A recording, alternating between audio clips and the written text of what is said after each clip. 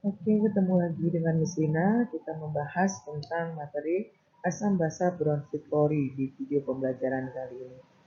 Oke, yang mau kita bahas terutama adalah tentang asam basa konjugasi. Kita buat ringkas, berharap kalian dapat memahami ini dengan mudah dan sederhana. Seperti apa kita bisa memahami asam basa bronchit chloride? Asam dalam teori bronchit chloride adalah donor proton. Sementara basa adalah aseptor proton. Nah, secara simpelnya, kalau asam memberikan protonnya, berarti senyawa asam ini akan kehilangan hidrogen. Kita simbolkan proton itu dengan hidrogen di sini ya.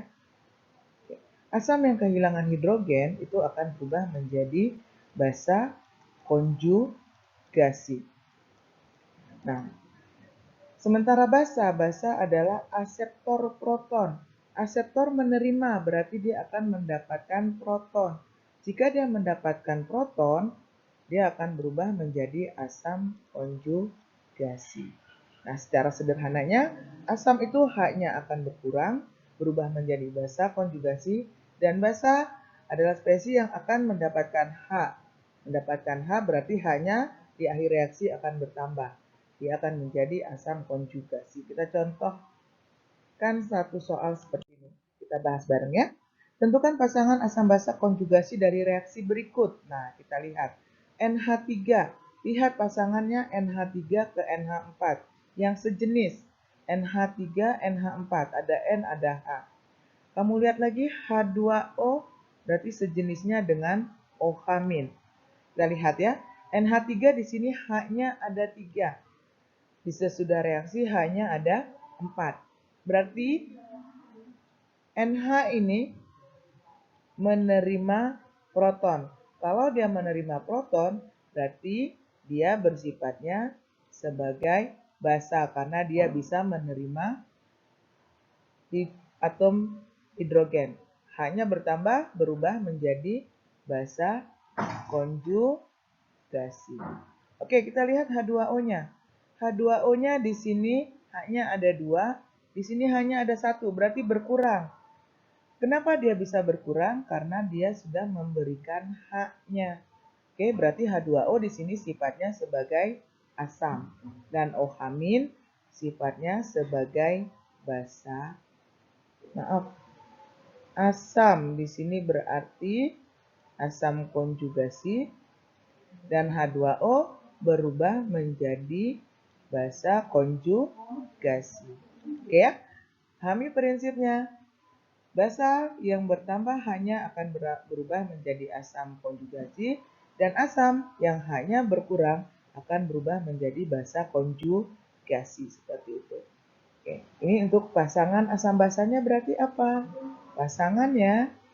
Pasangan asam basa konjugasinya, kita lihat ya, yang jadi pasangan asam basa konjugasi berarti asamnya dulu yang kita sebutkan. H2O menjadi OH-.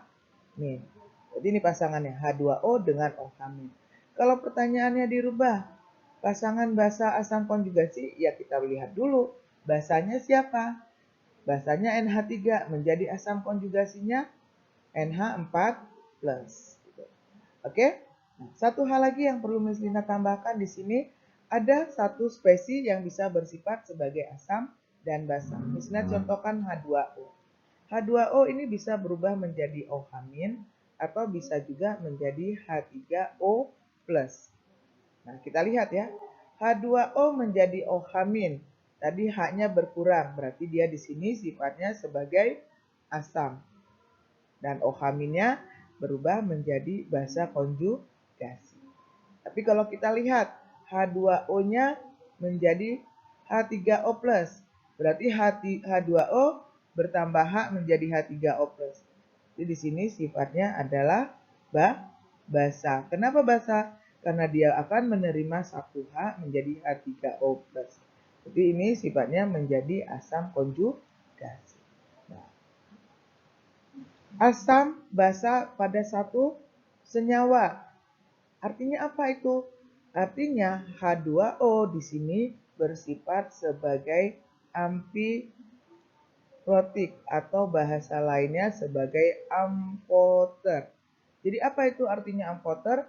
Amfoter adalah senyawa yang bisa bersifat sebagai asam ataupun basa. Satu contoh lagi misalnya misalkan H2SO4 bisa menjadi HSO4-. Oke?